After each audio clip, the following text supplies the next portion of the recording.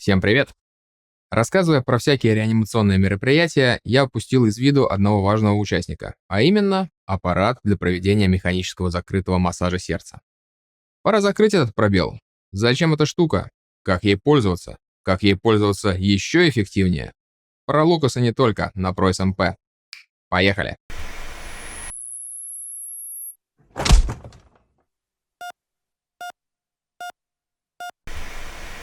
В последние годы автоматические системы для проведения закрытого массажа сердца стали неотъемлемой частью бригад скорой помощи. Правда, не всех. Штука отличная. Во время реанимационных мероприятий этот прибор может проводить ЗМС вместо человека. То есть он освобождает одного члена бригады, освобождает его руки, помогает не заниматься непреднамеренным фитнесом. А главное, автомат не устает. Все компрессии будут выполнены с правильной частотой и на нужную глубину. Так что видны явные плюсы как для пациента, так и для сотрудников. Однако есть несколько аспектов, про которые надо знать. Начнем с непосредственно использования при ЗМС. Небольшое отступление. Наши бригады оснащены аппаратом Lucas-2. Уже есть третья модель, но там отличия минимальны. Поэтому буду показывать все на Лукасе. Однако Lucas — это не единственное подобное устройство. Есть автопульс от компании Zoll. Сейчас компания CarPulse начала выпускать свое устройство. Michigan Instruments производит Tamper и LifeStat. Отечественный производитель Росэлектроника пока что сделал прототип. Не знаю, пойдет ли в серию. Однако почти все, что я буду показывать, применимо для большинства из этих устройств. Итак, как только вы определили, что пациент в состоянии клинической смерти, надо незамедлительно начать сердечно-легочную реанимацию. И да, закрытый массаж сердца надо начать незамедлительно руками. Не должно происходить ситуации, когда пациент в клинической смерти, а вы копаетесь в кофрах, доставая Lucas. Второй вопрос. Когда Lucas на пациента надевать? Давайте подумаем. Компрессии, как самый важный компонент СЛР, уже выполняет один из членов бригады. Он же может проводить ИВЛ мешком амбу.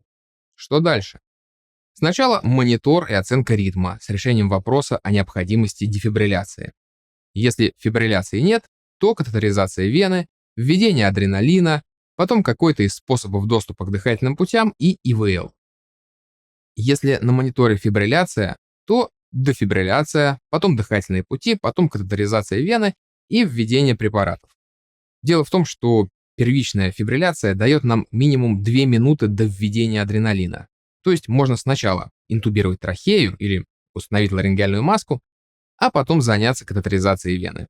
И только после того, как вы все это сделали, можно подумать о применении Лукаса. Почему? Потому что распаковка, надевание, включение требует времени.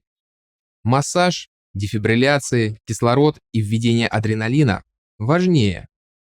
Однако, если вы работаете в одиночку, чего, конечно же, никогда не бывает, можно подумать о первичном использовании Лукаса, так как это часто освободит вам руки частично и позволит проводить чуть более расширенную СЛР.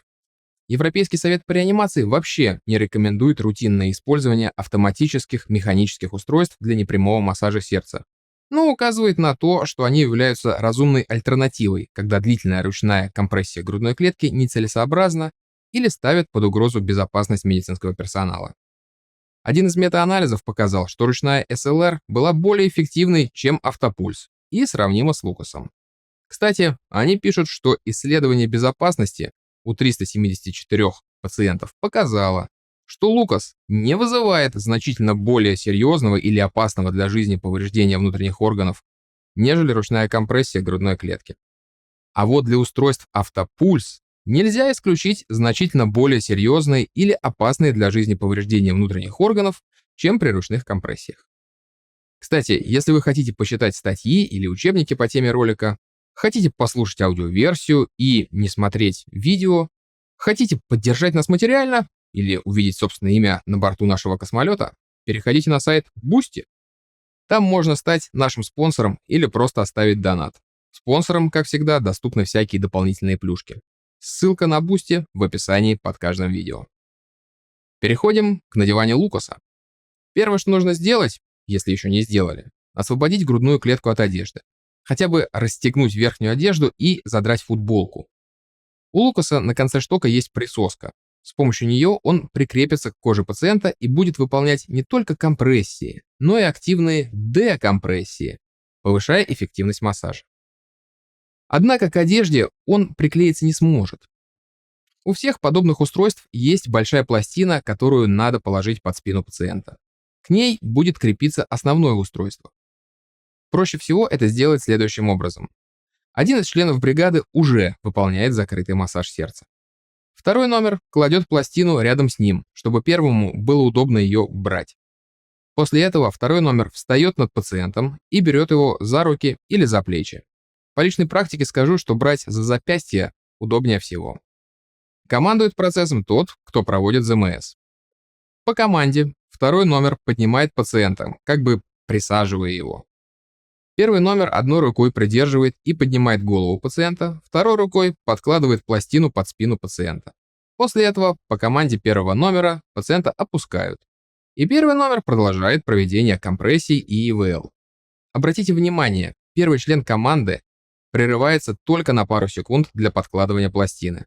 Все остальное время компрессии грудной клетки продолжаются. Следующий этап – пристегивание аппарата к пластине. У Лукаса есть защелки с двух сторон. Автопульс выполнен в виде стропы, один конец которой крепится к пластине. Короче, крепим. Первый член бригады все это время проводит ЗМС. Правда, придется наклонить или сместить руки, так как Лукас будет мешать. После прикрепления надо убедиться, что площадка компрессии находится именно над точкой, куда надо оказывать давление при выполнении компрессии грудной клетки. Если аппарат не там, его надо сдвинуть. Теперь включение прибора и смещение штока в рабочее положение. Первый номер прекращает ЗМС только в тот момент, когда шток прибора устанавливается в рабочее положение. Запускаете прибор? Готово. Что теперь? Первое, о чем стоит вспомнить, это аккумулятор. У нового Лукаса батарейки хватает примерно на 45 минут. Но ведь вы, возможно, будете пациента транспортировать. Сколько времени займет транспортировка и передача в стационаре? Поэтому при первой возможности подключайте прибор к электропитанию. Лукас может заряжаться и от обычной сети, и от 12 вольт. Так что в машине тоже лучше подключить. Фишка в том, что во время работы устройства, то есть во время проведения компрессий, аккумулятор не заряжается, а электричество из сети тратится только на поддержание работы устройства.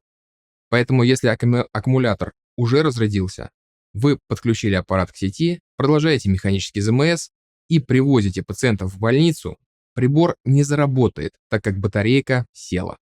Короче, не забывайте про зарядку. Второе, о чем надо вспомнить, крепление аппарата к пациенту или пациента к аппарату. Если вы собираетесь пациента куда-то тащить, то необходимо прикрепить Лукас, иначе он сползет. Для этого, во-первых, крепим запястье текстильными стропами на раме прибора. Во-вторых, крепим стропу вокруг шеи пациента. Это не стопроцентная защита от смещения, поэтому перетаскивать пациента надо на щите с обязательным креплением пациента к щиту ремнями. Что касается дефибрилляции. Во время ее проведения можно продолжать аппаратный ЗМС, то есть паузу нажимать не обязательно. Лукас прекрасно защищен от разряда, а пациент, если верить исследованиям, дополнительные травмы не получит.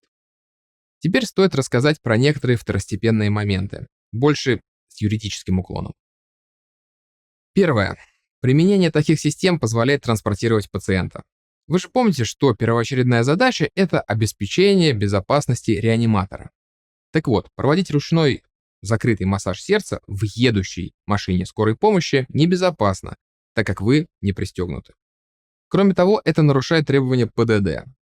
Однако, Лукас проводит ЗМС за вас. Вы можете спокойно пристегнуться и ехать. На данный момент практика разбора подобных случаев сложилась следующим образом. Система здравоохранения должна предоставить пациенту все возможности этой системы для лечения от его заболевания. В больнице возможностей значительно больше, чем на скорой.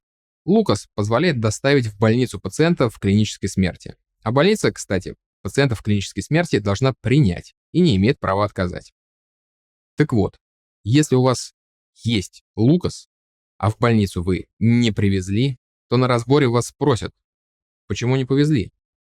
Ответы придумывайте сами. Чаще всего мы сталкиваемся с тем, что пациента просто некому отнести из квартиры в машину СМП. Пациент, плюс Лукас и ИВЛ с монитором, плюс все это на щите. Вдвоем и втроем справиться не всегда возможно.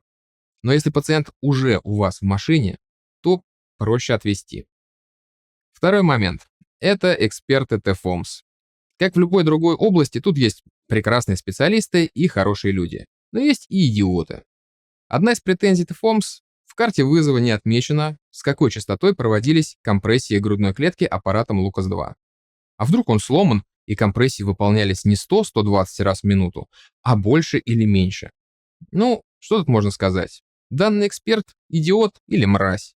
Идиот, потому что не знает, что у Лукаса есть система контроля. При любой поломке он перестает вообще проводить какие-либо компрессии и начинает сигнализировать об ошибке.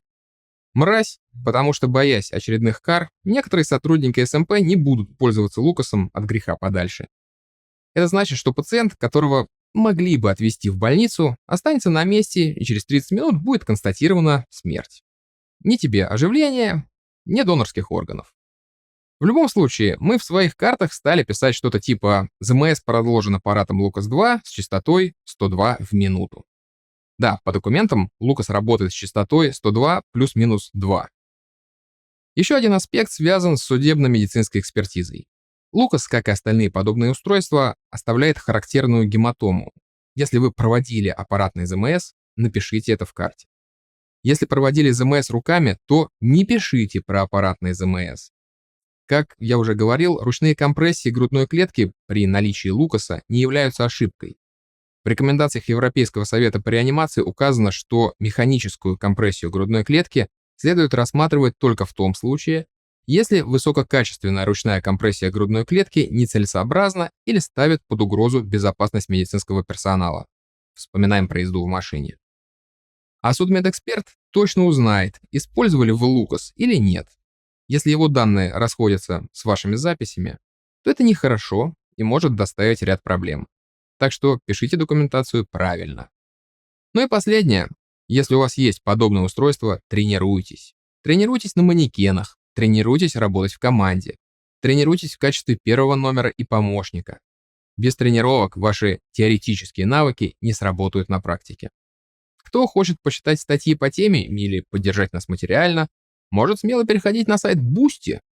Там мы не только выкладываем дополнительные материалы, но еще публикуем аудиоверсии наших роликов, всякие таблички, шпаргалки и вообще. А имена некоторых спонсоров мы напишем на борту космолета. Переходите, подписывайтесь. На сегодня это все. А теперь иди и тренируйся.